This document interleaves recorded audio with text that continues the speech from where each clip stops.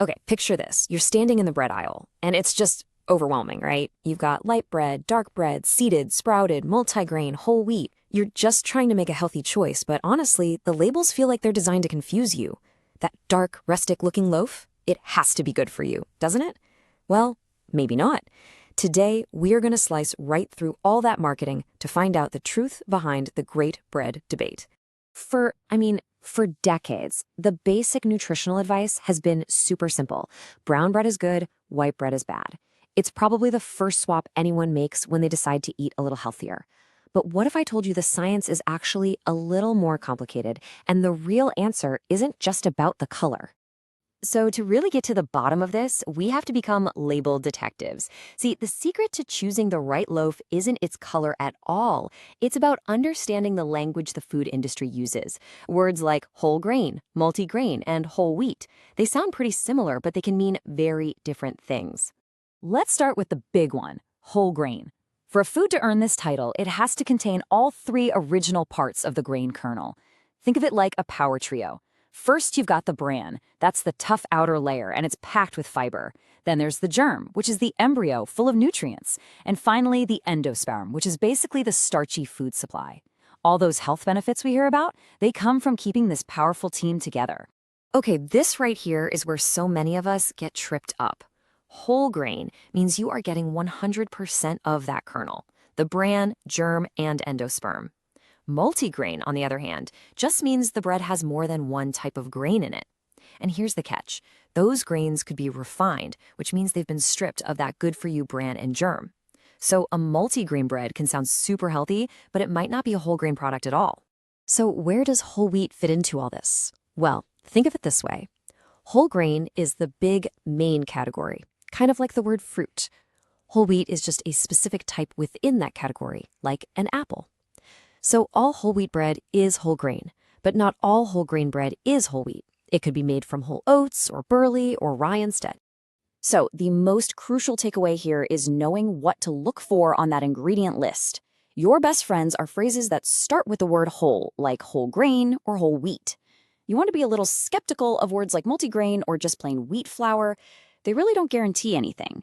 And if you see enriched flour as the very first ingredient, yeah, you can be pretty sure it is not a whole grain bread. Okay, so we know how to read the labels now, but why is this distinction so darn important? Let's dive into the science and see what the research says about how these different grains actually affect our bodies.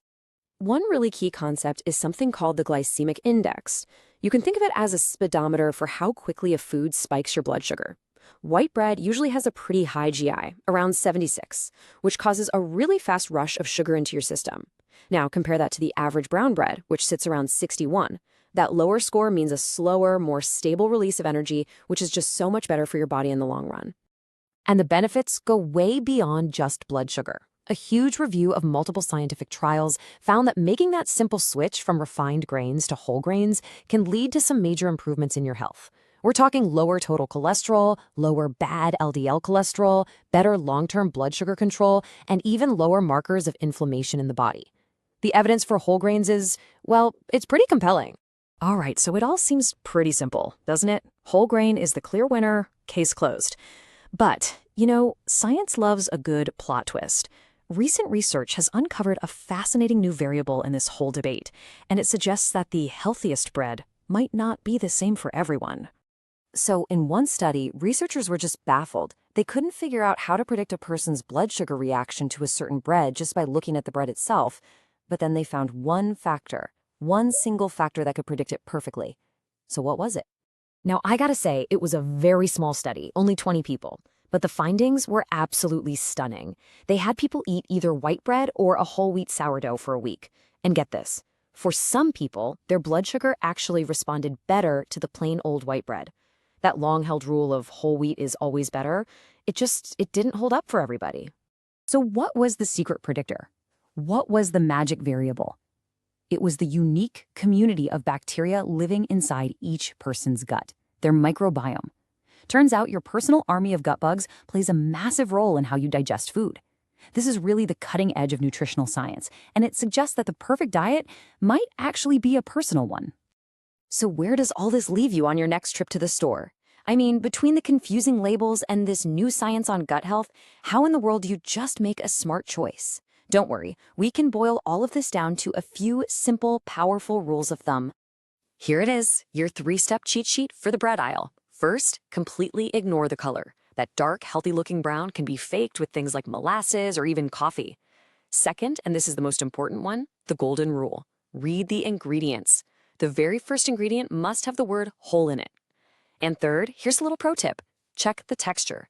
Breads with visible intact grains might be digested more slowly than bread made from super finely milled flour, and that could lead to a better blood sugar response for you.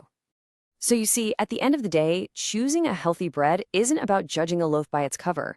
It's about looking past the color and understanding its true character. And that character is written right there in the ingredient list.